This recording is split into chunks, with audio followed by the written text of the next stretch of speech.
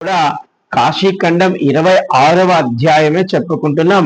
ఎందుకంటే కాశీఖండం 26వ అధ్యాయంలో కాశీకి సంబంధించి అత్యంత గోప్యమైన రహస్యాలు చెప్పబడి ఉన్నాయి.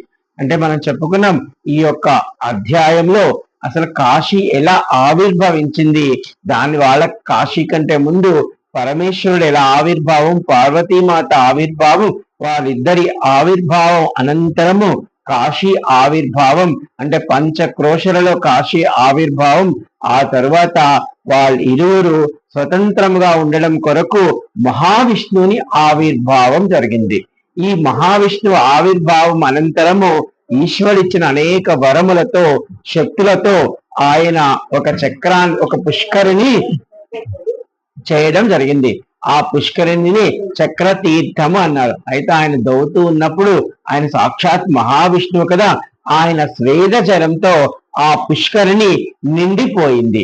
ఎప్పుడైతే ఆ పుష్కరిణి నిండిపోయిందో ఆయన మళ్ళా అక్కడ కూర్చొని 80,000 దివ్య సంవత్సరములు ఈశ్వరుడి కోసము తపస్సు చేశాడు.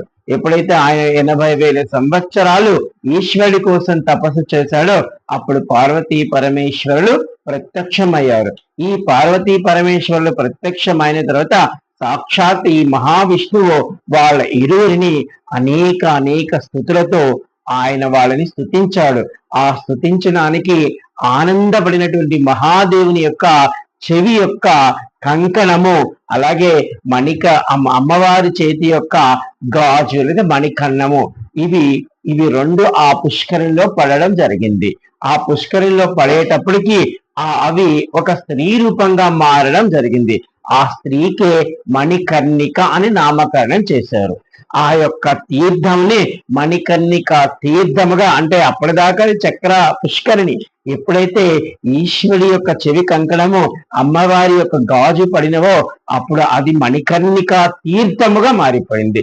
అంటే మనం చెప్పుకున్నాం ఆ మణికర్ణిక దేవి దిగుతూనే ఈ యొక్క మహావిష్ణుకి 4 చేతులు ఉన్నాయి. ఆవిడికి 2 చేతులతో విష్ణువుకి నమస్కారం చేసింది, మరొక చేతిలో నల్ల కలువ పెట్టుకుంది, మరొక చేతిలో దానిమ్మ పండు పెట్టుకుంది.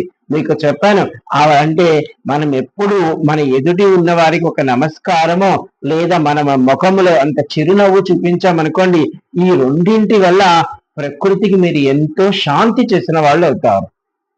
ఎందుకంటే మనకి ఈశ్వరుడి జన్మని పంచభూతాలతో ఇది ఇచ్చాడు, కానీ మనం నిరంతరము ఈ శరీర పోషణ కోసం కాకుండా ఇతరుల పోషణ కోసం, ఇతరుల ఆనందం కోసం, ఇతరులకు ఏమి మనం చెయ్యాలి అని మీరు భావన చేస్తారనుకోండి, అప్పుడు సమస్త దేవతలు మీ శరీరాన్ని ఆవాహన చేసుకుని మీ శరీరంలో నివాసం ఉంటారు. వాళ్ళు అంటే భగవంతుడికి వేరే స్థానం ఎక్కడ ఉండదు. ఆయన సూక్ష్మ రూపంలో మన యందే ఉంటాడు ఆయన.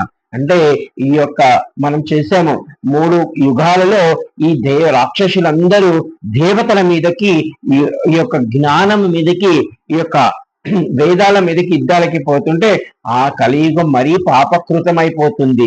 ఇందులో మరీ పాపాలు ఎక్కువైపోతాయి. కాబట్టి భగవంతుడిని జ్ఞానాన్ని మనిషిలో యొక్క ఆత్మలో నిక్షిప్తం చేశాడు ఈ బ్రహ్మదేవుడు. అంటే దీని అర్థం ఏమిటంటే మనం అది నిజంగా తెలుసుకోగలిగి మనం నిరంతరం ఇతరులకి సేవ చేయడం అంటే ఏమీ లేదు. మనం అలా పోతూ ఉన్నాం అనుకోండి, మీరు చిరునవ్వుతో అలా చిందించుకుంటూ పోతే మీ నవ్వు చూసి ఎంతమందికి మనశ్శాంతి కలుగుతుంది, ఎంతమంది ఆనందపడతారు. అంటే నా జీవితంలో చెప్తాను, నన్ను చాలా మంది అడిగిన వాళ్ళు కూడా ఎప్పుడు నవ్వుతూనే కనబడతావు శేఖర్ అని. అంటే ప్రిన్సిపాల్తో సహా పిలిచి మరీ అడిగేవాడు, ఎప్పుడు నువ్వు నవ్వుతుంటే ఒకసారి కూడా ఏడవంగా చూడలేదు అని. అంటే ఎంత ఏడుపు వచ్చే అవకాశాలు ఉంటాయి, కానీ అవి మనం ఏకాంతంలో చూసుకోవాలి. మనము ఎదుటి వారికి అంటే నిజంగా మనం నవ్వాలి, మనం ఇతరులకి మన ముఖం అందంగా నవ్వే ముఖంలా పెట్టాలి అంటే మన మనసును ముందు మనము ఒక స్థాయికి వెళ్ళాలి. అలా వెళ్ళకపోతే మనం రాలేము. అంటే ఈశ్వరుడు ప్రతీక. అంటే హనుమ కూడా ఇక్కడ ఏం చెప్పాడంటే మీకు నమస్కారం చేస్తూ కనబడతాడు. అంటే ఇతరులు కనబడిన వెంటనే మనకి రాముడు నేర్పుతాడు.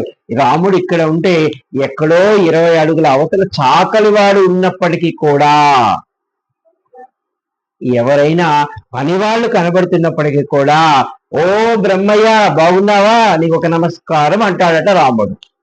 అంటే వాళ్ళేమో నా దగ్గరకు వచ్చి నాకు చెప్పేది, నేనే వాళ్ళని పలకరించాలి.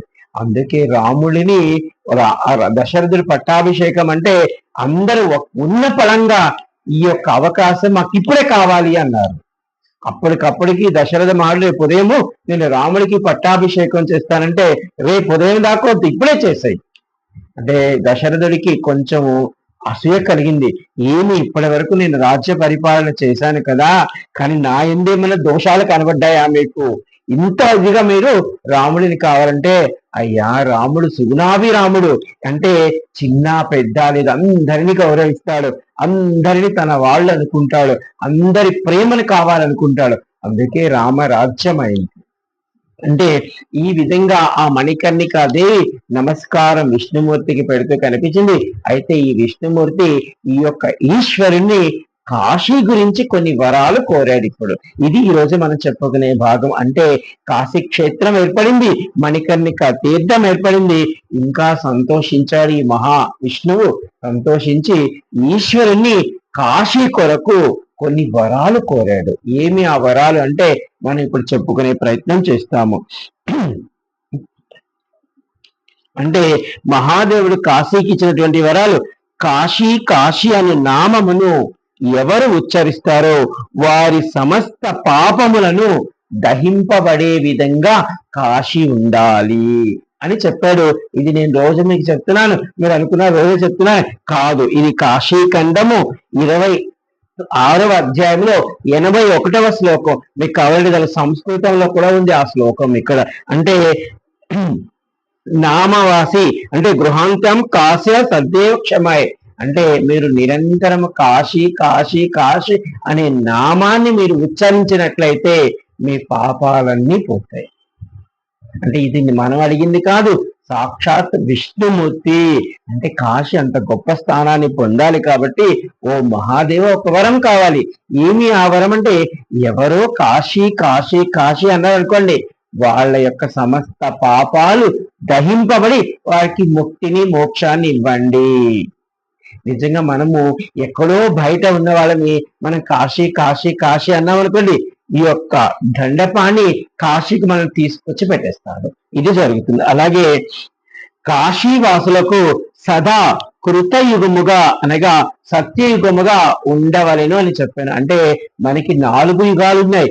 ఈ 4 యుగాలు మళ్ళా కల్పాంతరంగా తిరుగుతూ ఉంటాయి. అంటే ఈ 4 యుగాలు ఈ యొక్క విష్ణుమూర్తి ఏం చెప్పారంటే, సత్యయుగం అంటే ఆ సత్యయుగంలో ఒకరి యందు ఒకరికి ప్రేమానురాగాలు తప్ప ద్వేషము లేదు. అలాగే వారికి ఎటువంటి అనారోగ్యము లేదు. 32 అడుగులు ఎత్తు ఉండేవారట ఆ యొక్క కృతయుగంలో. అంటే ఇక్కడ ఏమంటున్నా అంటే, ఓ మహాదేవ కాశీని ఎప్పటికీ మీరు ఎలా ఉంచాలి అంటే కృతయుగముగానే ఉంచాలి. ఒకవేళ ఎన్ని యుగాలు, ఎన్ని కల్పాంతరాలు, ఎన్ని మన్వంతరాలు ఇవన్నీ పోనివ్వండి, కానీ కాశీ మాత్రం ఎప్పటికీ సత్యయుగము కృతయుగంలోనే ఉంటుంది. ఇది సత్యం. ఎందుకంటే మీరు నిజంగా కాశీని పరిరక్షిస్తూ కాశీని మీరు చూడగలిగితే కాశీ ఇప్పటికీ సత్యయుగము కృతయుగంలోనే ఉంటుంది. ఇది కాశీ. అంటే ఇప్పుడు మనం కలియుగంలో ఉన్నాం, కానీ కాశీలో మాత్రం మనం కృతయుగము సత్యయుగంలోనే ఉన్నాం. అంటే ఇక్కడ సత్యమే మాట్లాడాలి, ఇది అన్నమాట. అలాగే ఈ పంచక్రోశములలో సదా ఉత్తరాయణము ఉండే విధంగా ఉద్ధరించమన్నాడు. అంటే చూడండి, మనకి మళ్ళా 2 కాలాలు ఉన్నాయి, దక్షిణాయనము ఉత్తరాయణము. అంటే ఎవరన్నా ఉత్తరాయణంలో చనిపోతే మోక్షానికి వెళ్ళిపోతారు వాళ్ళు. అందుకే మనకి తెలుసు మహాభారతంలో భీష్ముడు అంతటి వాడు 4 నెలలు ఇంకా సమయం ఉంది ఉత్తరాయణానికి. ఈ 4 నెలల సమయము ఆయన హంపశయ్య మీద ఆ శూలాలలోని పడుకొని ఉన్నాడే తప్ప ఆయన చనిపోలేదు. ఎందుకంటే ఒకవేళ దక్షిణాయంలో చనిపోతే వాళ్ళు అధర్మం చేసిన వాళ్ళ కింద, అలాగే వాళ్ళు యమలోకానికి వెళ్తారు. వాళ్ళకి మోక్షము త్వరగా రాదు, ఇక మళ్ళా జన్మ ఉంది వాళ్ళకి. కాబట్టి దక్షిణాయంలో చనిపోవడం ఈ విధమైనటువంటి ఒక సౌది ఉందనమాట. అందుకని ఇక్కడ ఏమంటున్నా అంటే విష్ణువు ఈ యొక్క కాశీని మాత్రము నిరంతరము మీరు ఉత్తరాయణ కాలము మాత్రమే ఉండాలి. చూడండి, ఎవరు కోరేది ఇది? విష్ణు భగవానుడు. ఎవరి కోసం కోరాడు? మన కోసం. ఇది అన్నమాట. ఈ ముక్తి క్షేత్రంలో సదా సదా సదా